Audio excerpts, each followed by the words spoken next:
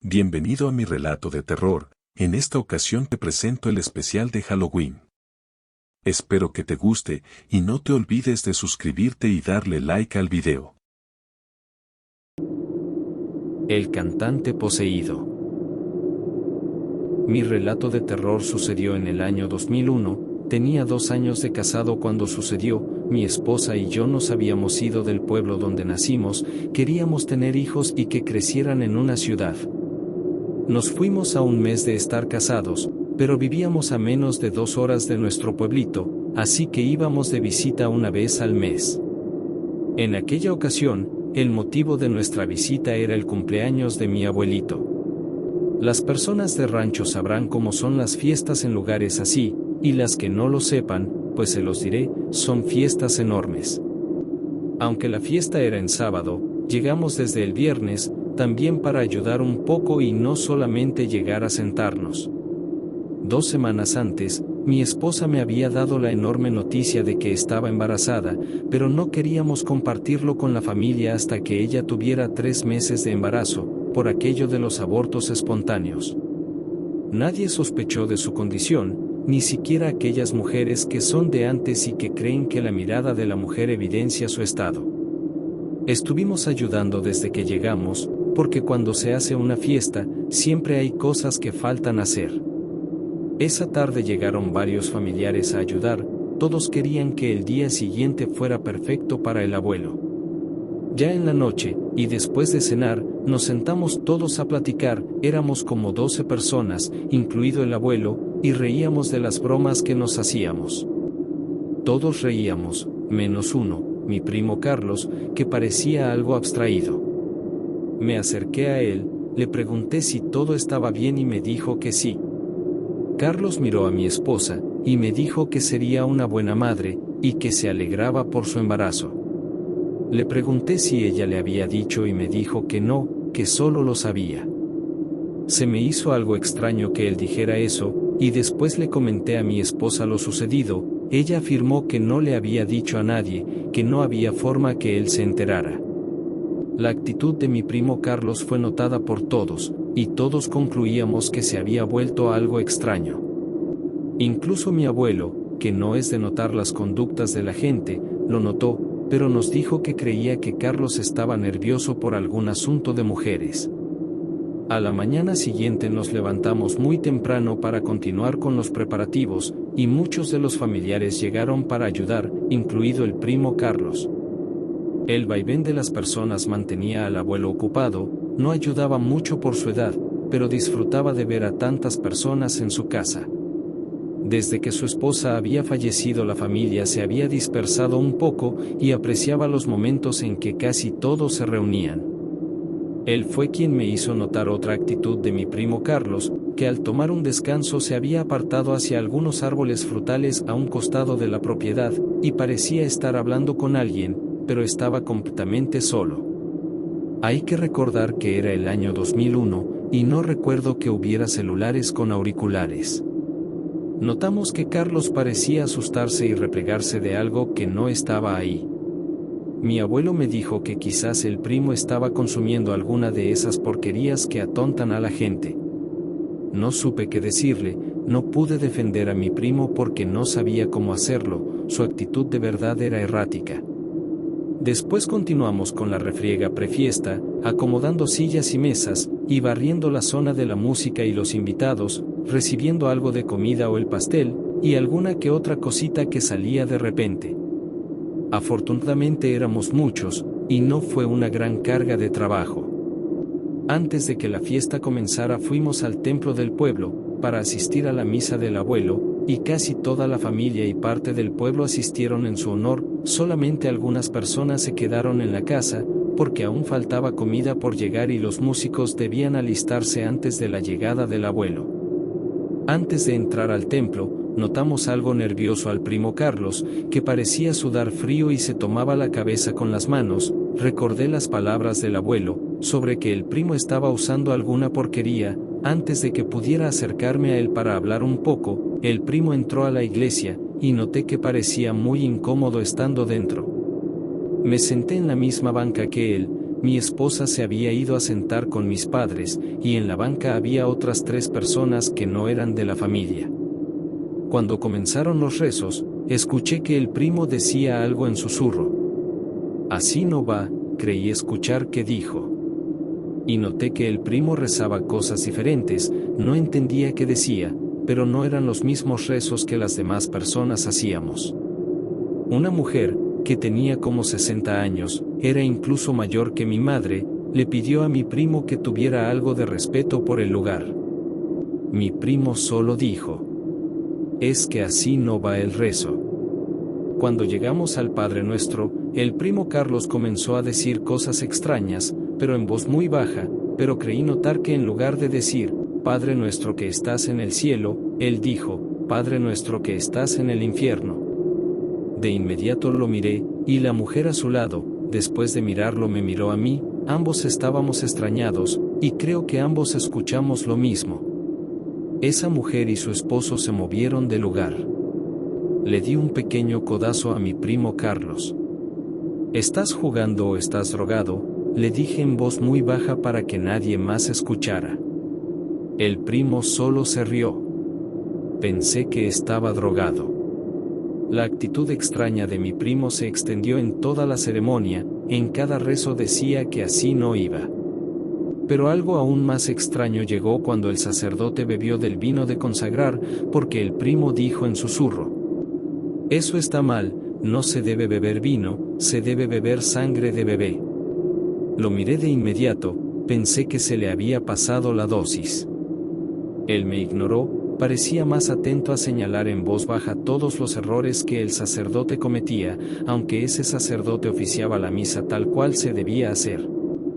Al terminar la misa, quise platicar con mi primo sobre su actitud, quería brindarle algo de ayuda por si quería desintoxicarse, pero lo perdí entre la multitud. Me reuní con mis padres y mi esposa, pero no dije nada, solamente quería compartírselo a mi esposa porque no quería que el primo estuviera en boca de todos, aunque por lo que me enteré, ya lo estaba. Los familiares hablaban de sus extrañas actitudes, pero nadie mencionaba lo de la iglesia, nadie de la familia lo había escuchado, con excepción de mí, claro está. No tuve un tiempo a solas con mi esposa para contarle nada. La música de banda comenzó a sonar cuando mi abuelo y casi todos íbamos llegando a la propiedad, el patio pronto se abarrotó de familia y amigos del abuelo, y la fiesta comenzó.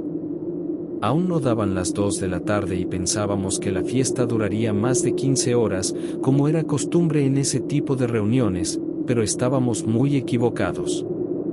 El primer turno de la música era del primo Carlos, que cantaba en una banda, y estaría cantando por casi 4 horas, después llegaría otro grupo musical y después se pondría un equipo de sonideros, aunque con la música que le gustaba al abuelo, ese era el plan.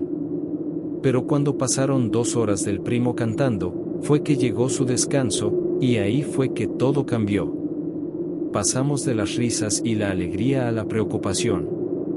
No sabía qué estaba pasando. Miré que algunas personas corrían hacia un lugar fuera de mi vista, después miré que más personas se levantaban y corrían hacia el mismo lugar. Alguien pidió que se llamara a una ambulancia.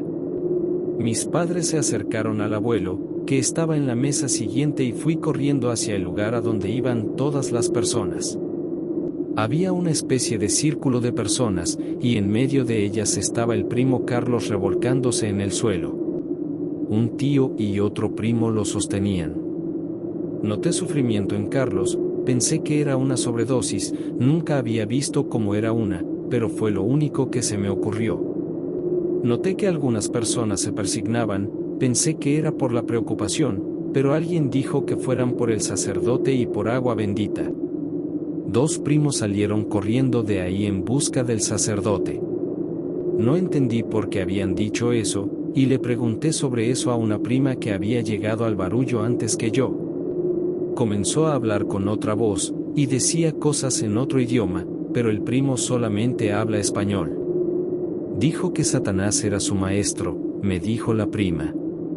Una tía, que estaba junto a mí, corroboró lo dicho por la prima. En ese momento recordé lo sucedido en la iglesia, pero me negaba a creer en esas cosas, pensaba que la ignorancia hablaba por mi prima y mi tía. Tal vez está drogado, dije en susurro. En ese momento el primo Carlos se zafó de la sujeción de dos personas, que eran más grandes que él y más fuertes. Alguien pidió que más hombres ayudara. En ese momento salté sobre mi primo y otros 3 hombres también lo hicieron. Éramos 4 quienes lo sujetábamos, pero nos costaba mucho trabajo hacerlo, el primo era demasiado fuerte para su peso. «Yo soy la luz», gritó Carlos casi en mi oído. Su voz no había sonado humana, era como una mezcla de un chillido de cerdo y gruñido de perro. Gritó cosas en un idioma que no entendí, pero que se parecía un poco al español. Otros 2 hombres ayudaron, le tomaron de las manos y de esa manera fue más fácil someterlo. El primo Carlos me miró, sus ojos eran de dolor, y me dijo algo que me sacudió. «Tu esposa matará a tu hija, ella no nacerá, tu esposa se la ofrendará a Satanás». Su voz continuaba inhumana. Comenzó a reír, pero con una risa extraña que erizaba la piel de los asistentes. Noté que algunos de los curiosos se habían retirado, quizás por miedo. Minutos después una tía llegó con una Biblia, y comenzó a leerla, mientras mi primo reía a carcajadas. En ese momento noté que mi esposa estaba presente, y yo solamente esperaba que no hubiera escuchado a mi primo decir que ella perdería a nuestra hija. El sacerdote comenzó a rezar justo cuando llegó, y le rociaba agua bendita a mi primo, que se retorcía más con esos rezos. En ese forcejeo se le rompió la camisa, y todos notamos que el primo tenía tatuada en el pecho una cruz invertida. El sacerdote estuvo casi media hora orando y pidiéndole al mal que saliera de ese cuerpo, y el primo en todo momento insultaba o se reía sin parar. Llegó incluso la policía, que ayudaron a someter a Carlos. El sacerdote pidió que lo llevaran a la iglesia, y los policías y algunos primos ayudaron a llevarlo. Yo me quedé en la casa del abuelo, estaba muy cansado por haber ayudado a someterlo. Por supuesto que la fiesta había terminado, y los que aún estábamos en la propiedad del abuelo hablábamos de lo sucedido. La hermana del primo Carlos nos dijo que estaba metido en eso de una secta, que un miembro del grupo musical lo había metido en ese culto. Nadie sabía qué tan adentro se había metido el primo en eso, nadie, ni sus propios padres. En las pocas personas que aún estábamos, había un sentimiento de cansancio, todos sentían que el día había sido demasiado largo, aunque aún no eran las 6 de la tarde. Lo que supe fue que al primo Carlos se le practicó un exorcismo, que no terminó con un buen fin, porque el sacerdote no pudo expulsar a los demonios que estaban dentro de mi primo. Lo llevaron a la ciudad, donde un exorcista de Guatemala llegaría para ayudar a liberar a mi primo del mal. Pero algo pasó y se escapó de la iglesia donde lo tenían. Dicen que lo han visto por el pueblo, pero creo que es solo una leyenda local. Aún no sé qué sucede con mi familia, porque 2 meses después ocurrió algo que me ha hecho dudar de mi propia esposa, y es que un día llegó diciendo que ya no quería ser madre, y que había ido a una clínica a que le practicaran un aborto. Fue algo que me tomó por sorpresa, pero mi sorpresa creció, cuando estando en misa, ella comenzó a decir que los rezos no eran así, que todo estaba mal. Recordé a mi primo cuando estábamos en la iglesia del pueblo, y sus palabras cuando lo estaba sujetando: tu esposa matará a tu hija, ella no nacerá, tu esposa se la ofrendará a Satanás. El cantante poseído, segunda parte. Mi esposa y yo regresamos al día siguiente a nuestra casa en la ciudad, pero nos enteramos de lo que estaba sucediendo porque aquello era un tema de interés, no solo familiar, todo el pueblo hablaba de eso.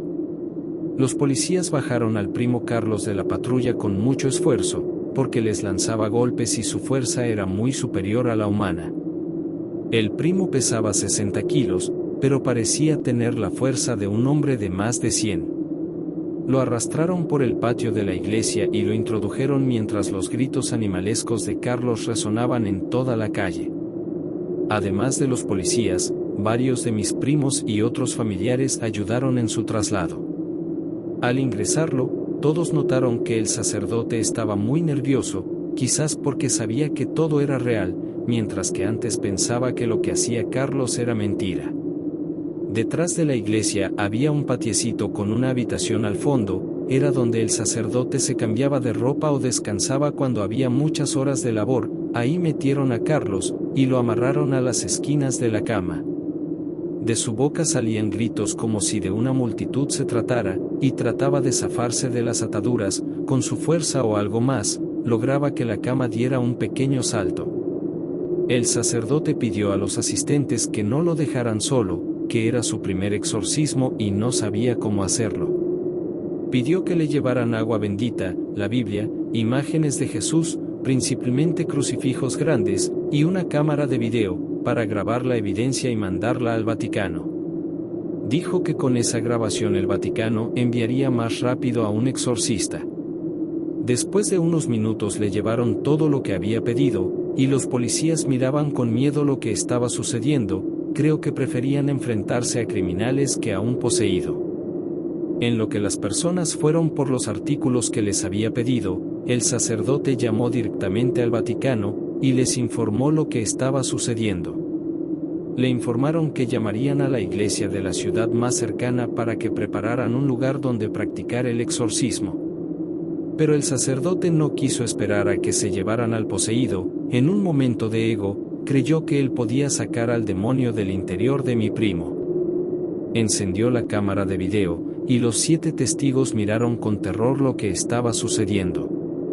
El primo Carlos tenía los ojos completamente blancos, su mirada era quieta, sus gritos habían cesado, y con esos ojos blancos escudriñaba a los asistentes. Su respiración se volvió más lenta, como si no necesitara la misma cantidad de oxígeno que las personas normales.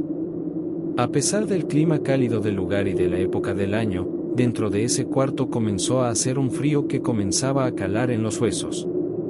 En cada exhalación de aire del primo Carlos, un vaho salía, y era acompañado de una especie de sonido gutural que se asemejaba al gruñido de un perro. En el nombre de Cristo, comenzó el sacerdote. Y el primo Carlos lo miró con furia, como un predador a punto de cazar a su presa. ¿Quién sabe qué habría hecho el primo Carlos si no estuviera atado? En el nombre de Cristo, repitió el primo Carlos, después se rió, y continuó. Aquí no está tu Cristo, en este sitio yo soy tu Dios. Y comenzó a reír con esa risa escalofriante que espantaba a todos. El sacerdote temblaba, sabía que lo que sucedía era más grande que sus capacidades.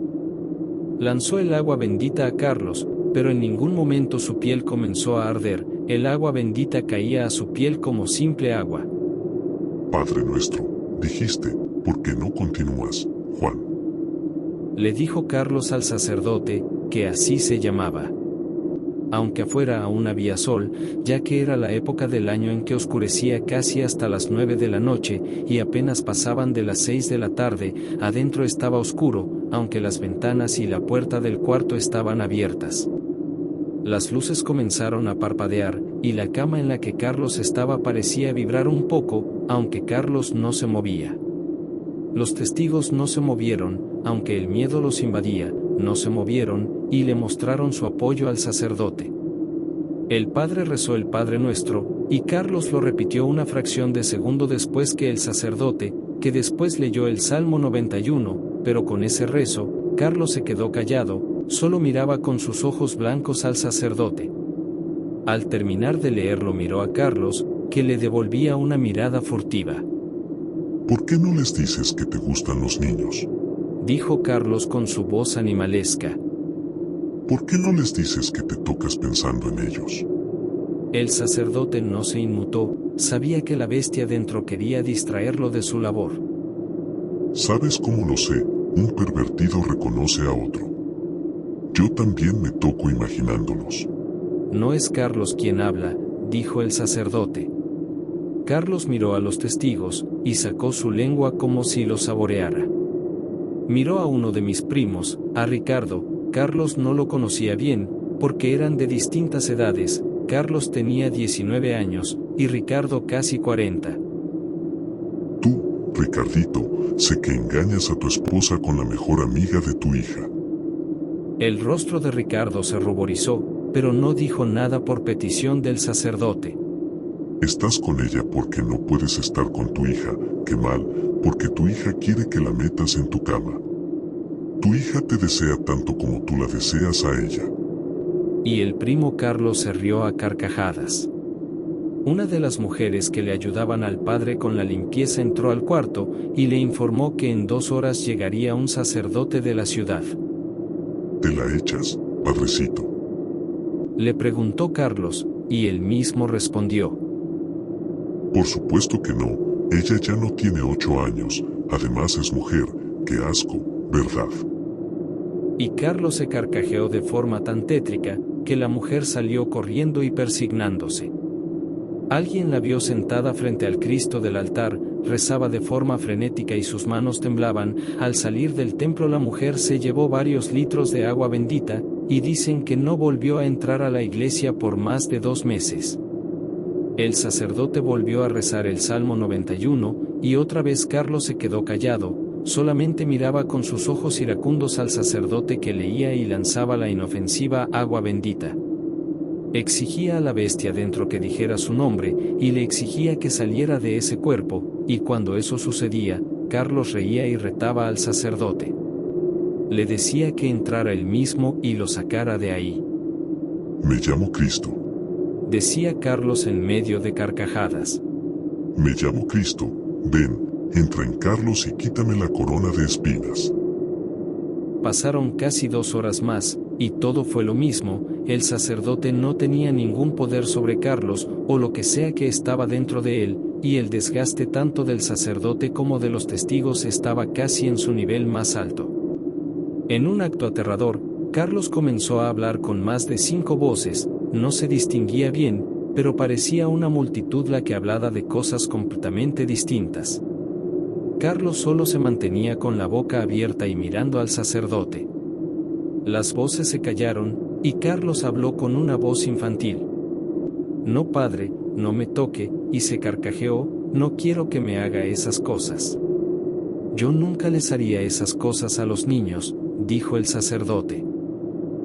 Pero a ti te lo hicieron, lo sé, aquel sacerdote, cuando tenías 8 años, ¿lo recuerdas? Le dijo Carlos otra vez con su voz horrible. El sacerdote tembló, y se acercó a Carlos, que al tenerlo a menos de medio metro, se zafó de sus ataduras de manos y pies y saltó sobre el sacerdote, al que derribó y comenzó a ahorcar cuando lo tenía de espaldas al suelo. Los testigos saltaron sobre Carlos, y aquellos 6 hombres apenas pudieron con él, porque seguía teniendo una fuerza sobrehumana. Lo tenían sujeto en el suelo cuando entró el sacerdote de la ciudad. Pidió que lo amarraran a la cama, pero que esta vez pusieran agua bendita sobre las ataduras. Los 2 sacerdotes salieron del lugar, y el clérigo de la ciudad miró la grabación del exorcismo y recriminó al padre Juan por haber hecho un exorcismo sin estar preparado. El sacerdote de la ciudad había llegado acompañado de un equipo del hospital psiquiátrico de la ciudad, y después de valorar a Carlos, les pidió a los enfermeros que lo ataran y amordazaran, y lo metieran a la parte trasera de la camioneta. Acompañando a Carlos iban 2 enfermeros, bastante pesados, y también el sacerdote, que era viejo, pero más sabio que el padre Juan. El pueblo entero miró la camioneta alejarse, y el pueblo entero sintió que el mal se había retirado del lugar. Esa noche todos dormirían más tranquilos. El cantante poseído, tercera parte. La siguiente información la obtuve del sacerdote de la ciudad, que es la misma ciudad donde mi esposa y yo estábamos viviendo. Cuando mi primo Carlos fue bajado de la camioneta del hospital psiquiátrico y metido a una de las tantas iglesias de la ciudad, mi esposa y yo todavía estábamos en el pueblito. Todos comentábamos lo sucedido, estábamos en shock. Afortunadamente las personas del pueblo nos conocían bien, y no fuimos estigmatizados por culpa del primo Carlos. Incluso había personas que decían tener remedios para alejar a los demonios y otras entidades malignas, y le regalaban a mi abuelo algunas de esas hierbas o brebajes olorosos. Todos estábamos exhaustos, y antes de que anocheciera, solamente estábamos algunas personas, el abuelo estaba dentro de la casa, se encontraba deprimido por lo sucedido, pero mis padres y otros de sus hijos le acompañaban. La banda musical con la que trabajaba el primo Carlos ya se había ido, y algunos nos preguntábamos quién era el tipo que había metido al primo Carlos en eso de la secta. Deberíamos preguntar en el pueblo donde viven, ellos deben saber algo, dijo una prima. El grupo musical es de la ciudad, los miembros del grupo no son del pueblo, dijo uno de mis tíos. En la ciudad, mientras bajaban al primo Carlos de la camioneta y lo metían a uno de los tantos templos de la ciudad, fueron vistos varios hombres muy bien vestidos cerca del lugar. Aquellos hombres miraban el espectáculo y sonreían, o por lo menos eso es lo que dijeron algunos vecinos del templo. Una cama ya esperaba a mi primo, que fue amarrado de manos y pies a ella, y otra vez las ataduras fueron rociadas con agua bendita. Pero en esa ocasión, el primo Carlos gritó de dolor cuando algunas de esas gotas cayeron sobre su piel. No era la primera ocasión en que aquel templo albergaba a un poseído, ya que era el sitio preferido de los exorcistas para efectuar una liberación, porque tenía varias habitaciones en el sótano de la iglesia y de esa manera no afectaban la vida de los vecinos ni de los asistentes al templo. Un pequeño ejército de monjas asistía en los exorcismos, y no se inmutaban ante los insultos de aquellos que no disponían de su propio cuerpo. Y en aquella ocasión, para ellas, fue la misma faena, iba a ser difícil, pero confiaban en el poder de Dios. Una de las monjas era nueva, se llamaba Patricia, la madre Patricia, tenía poco tiempo de haberse casado con Dios, y aquel evento era su primer exorcismo, aunque le dijeron que no sería el último. Carlos, al estar atado en la cama, miraba el andar de las monjas, y notó la mirada temerosa de la madre Patricia. «Escucha, llama a la policía, me tienen secuestrado», le dijo Carlos a la monja joven. «No lo escuches», le dijo el sacerdote a la monja, después que ella se quedó parada ante las palabras de Carlos. «Es la bestia la que habla. Escucha, aquel sacerdote me atacó cuando era niño, y me enteré que a mi hermanito le hizo lo mismo, y le dije que lo iba a denunciar, por eso me trajeron aquí». El sacerdote a cargo del lugar notó debilidad en la monja joven, entonces tomó un frasco de agua bendita, bebió un trago frente a la madre Patricia, y después le lanzó un gran chorro de esa agua bendita a Carlos, que se retorció de dolor. «Escucha», le dijo a la joven monja, «lo que habita dentro de ese joven dirá cualquier cosa para hacerte dudar, pero tienes que ser fuerte, todos aquí te necesitamos fuerte, ¿entiendes?». La monja joven asintió y regresó a sus labores. Pero en el templo no solo había personas pertenecientes al clero, también había personas que vivían en la colonia y ayudaban en distintas labores a la iglesia, pero nunca bajaban al sótano y nunca tenían contacto directo con los poseídos. Dos de esas personas eran la señora Regina y la señora María, que llevaban años ayudando a la iglesia. Las dos mujeres estaban presentes cuando el primo Carlos fue ingresado en la iglesia, aunque no era el primer poseído que miraban entrar al recinto, no se acostumbraban a las miradas blancas de los poseídos, y se aterraron como siempre lo hacían. Cerca de las 10 de la noche, las mujeres se disponían a irse, solamente les faltaba recoger sus cosas, que las habían dejado en una de las habitaciones detrás de la iglesia. Después de tomar sus cosas, volvieron a entrar a la iglesia y caminaron entre el pasillo de bancas. La señora Patricia se detuvo, dijo que había escuchado algo, pero no sabía qué. Pusieron atención, y escucharon una voz proveniente del altar.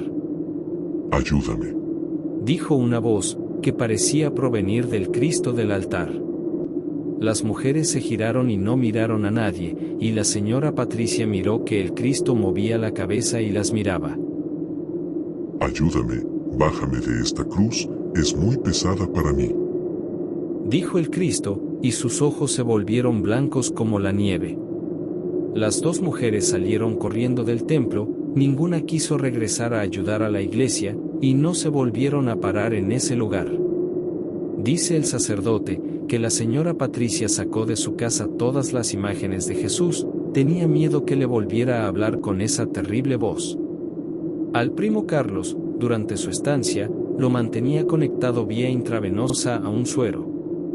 Durante la semana que estuvo ahí no bebió agua, ni comió un bocado, y tampoco durmió, pero no se veía deteriorado. 2 días después de su ingreso, la madre de Carlos me pidió que fuera a la iglesia para saber que Carlos estaba bien. Ella no podía ir porque le dolía en el alma ver a su hijo en ese estado. Accedí a su petición. Fue ahí que conocí al sacerdote de la iglesia, al padre Germán, y me contó cómo habían sido los primeros días de mi primo en ese lugar. Era de día, las 2 de la tarde, pero dentro del templo hacía un frío muy grande. El sacerdote me dijo que ese clima interno solamente aparecía cuando tenían a un poseído en el sótano. Bajé las escaleras. En ese momento estaba arrepentido de haber accedido a la petición de mi tía, y no sabía si quería entrar a ver al primo Carlos. Me detuve frente a la puerta de la habitación donde lo tenían. El padre Germán miró mis dudas. Si no crees estar preparado, entonces no entres, me dijo. Lo pensé por varios segundos, pero de pronto, sin pensarlo más, tomé el pomo de la puerta y lo giré. Hola, primito, dijo Carlos con su voz tenebrosa. Me aterré al verlo. Era un escenario abrumador para mí. Esos ojos siempre los veré en mis más terribles pesadillas. Entré y me senté a 2 metros de distancia de Carlos, que en ningún momento apartó su mirada blanca de mí, y sonreía el desgraciado. ¿no me vas a dar un abrazo? Me dijo. No, tu primo no te abrazará, le dijo el sacerdote, pero el primo Carlos seguía mirándome. Primo, tu esposa no te ha dicho. No le hagas caso, quiere meterse en tu mente, quiere que pierdas el control, me recordó el sacerdote. Antes de bajar al sótano me había advertido las artimañas que la bestia utilizaría. Me advirtió que aquella bestia sabía algunas cosas que las personas no, pero que mezclaba la verdad con mentiras malvadas, para hacer dudar a las personas. Tu esposa abortará. ¿Sabes por qué? Porque el hijo que espera es tuyo. Sonreí, no entendí qué tramaba, pero creí en ese momento que él no lograría meterse en mi cabeza, pero me equivoqué. ¿Tu esposa acude a la misma iglesia satánica que yo? ¿No te lo dijo? Ella es católica, y lo sabes, le respondí. No, ella finge ser católica. Primito, en un ritual, vi a tu esposa tener relaciones con el maestro. Ella quería que él la embarazara, pero descubrirá que su bebé no tiene cuernos, y entonces lo sacará de su cuerpo. Volví a sonreír. Si él hubiera dicho que mi esposa tenía un romance con el vecino o con algún compañero de su trabajo, habría tenido más sentido para mí, pero aquello, en ese momento, no tenía ningún sentido. Después fingió que era Carlos, y me pidió que lo ayudara, que lo sacara de ahí. Afirmaba tener esquizofrenia, y que debería estar en un hospital psiquiátrico, pero yo sabía que un enfermo mental no se veía como él, y tampoco hablaba como él. Estuve ahí por casi media hora, y decidí que era el momento de retirarme. Antes de salir de la habitación, el primo Carlos me habló. ¿Ya los viste? Me giré. A los miembros de mi secta, ellos están afuera, mirando lo que aquí sucede. Míralos bien, reconocerás a más de uno, porque son amigos de tu esposa.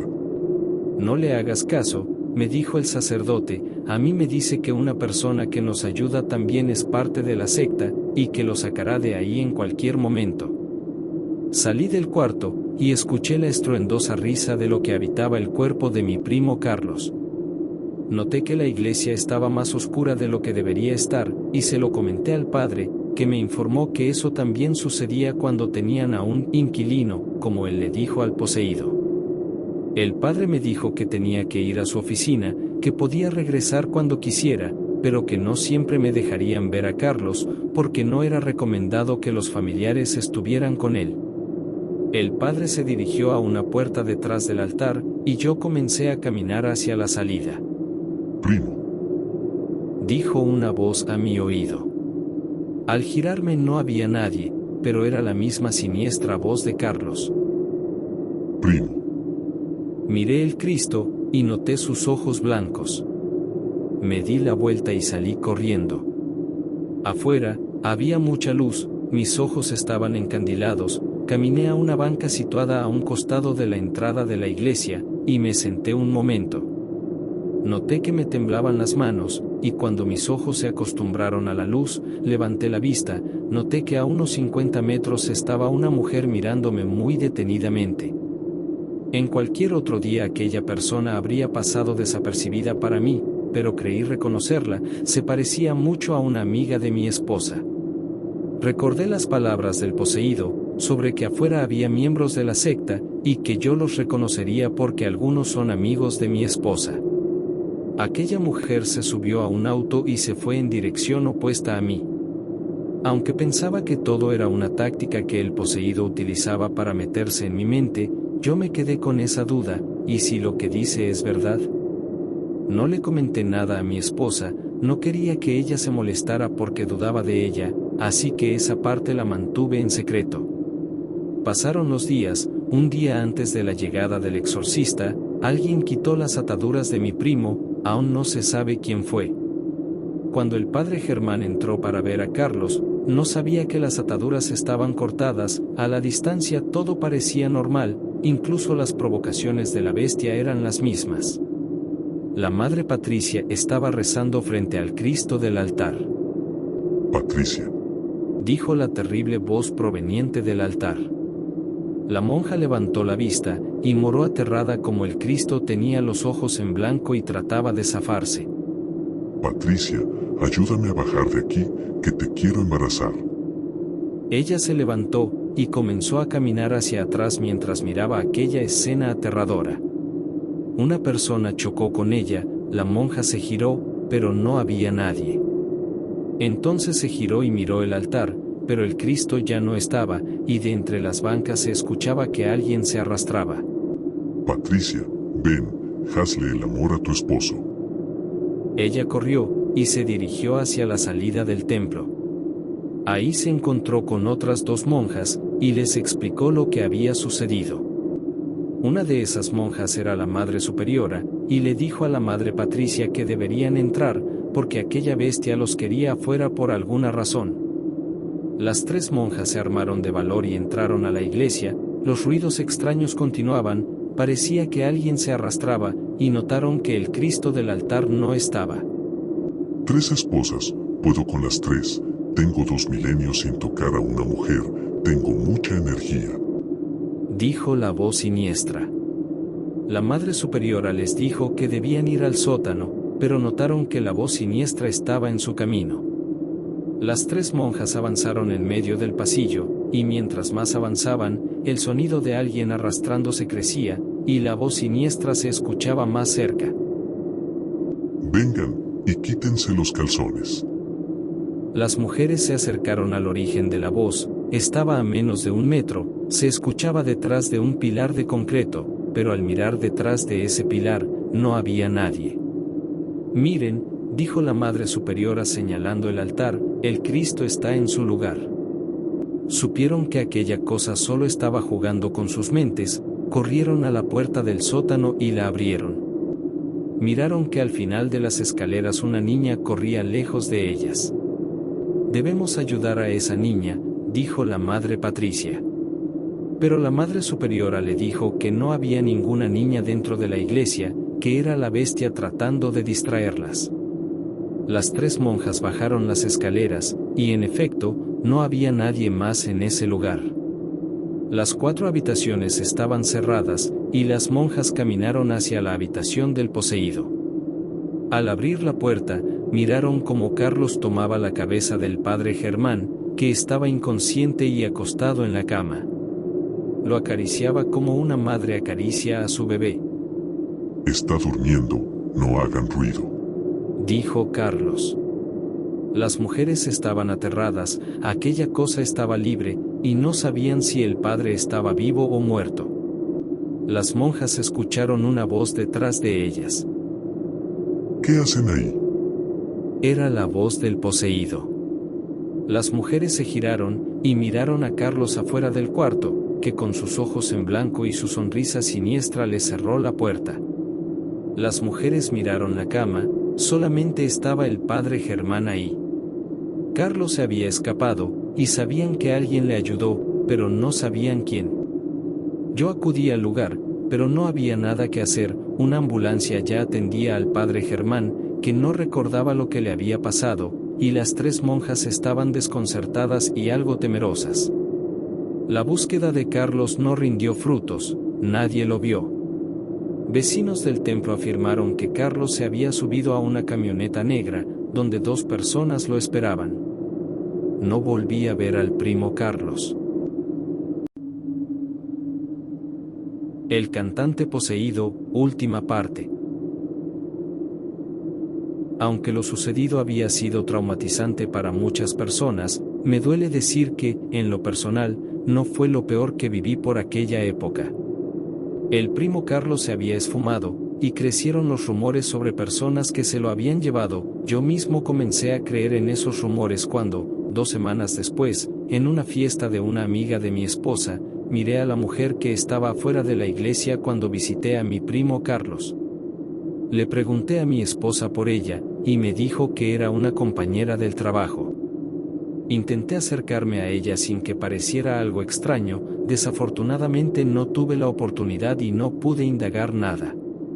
Al pasar las semanas, la búsqueda de mi primo fue quedando en el olvido de los policías, y solamente la familia lo buscaba, pero sin que el esfuerzo rindiera frutos. Noté algo intranquila a mi esposa. Me había cancelado que la acompañara al médico por un ultrasonido ese mismo día, y se tocaba el vientre suavemente. En ese momento no entendí por qué, pero al día siguiente fue cuando me dijo que no quería ser madre y se había deshecho del bebé. No negaré que hubo reclamos y acusaciones de mi parte, pero para mí fue frustrante no tener ningún derecho de opinar en un asunto que me competía, porque yo era el padre. Al estar a solas, esa noche, recordé las palabras de mi primo Carlos sobre el embarazo de mi esposa, pero me negué a creer en él. Días después hicimos las paces mi esposa y yo, pero el daño ya estaba hecho y no la miraba de la misma manera. En aquellos días me encontré al padre Germán, que continuaba frustrado por lo sucedido. Me informó que todas las personas que lo habían ayudado en aquel fatídico día, habían sido despedidas, ya que la congregación no podía confiar en ellos, y eso incluía a las monjas. Me dijo que él no tenía voto en esa situación, pero que les agradecía a las monjas por haber entrado en ese terrible momento. Hemos investigado, me dijo en susurro y miró a todos lados con poca discreción, y conseguimos información muy importante sobre lo que está sucediendo en la ciudad. El clérigo sacó una carpeta de una mochila de hombro que llevaba colgada, y me dijo: una de las mujeres que nos ayudaba dentro de la iglesia, que además tenía 2 años con nosotros, fue la principal sospechosa, y después de investigarla, descubrimos que trabaja en una clínica donde se practican abortos. El asunto aquí no está solamente en ella, sino en su jefe, que cuando era joven perteneció a una secta satánica, que la congregación tenía identificada y que logramos dispersar con la ayuda del ayuntamiento. Creo que ellos se llevaron a tu primo Carlos, y que comenzaron otra secta. El sacerdote se veía algo perturbado. Pensé que estaba exagerando o que estaba viendo conspiraciones donde no las había.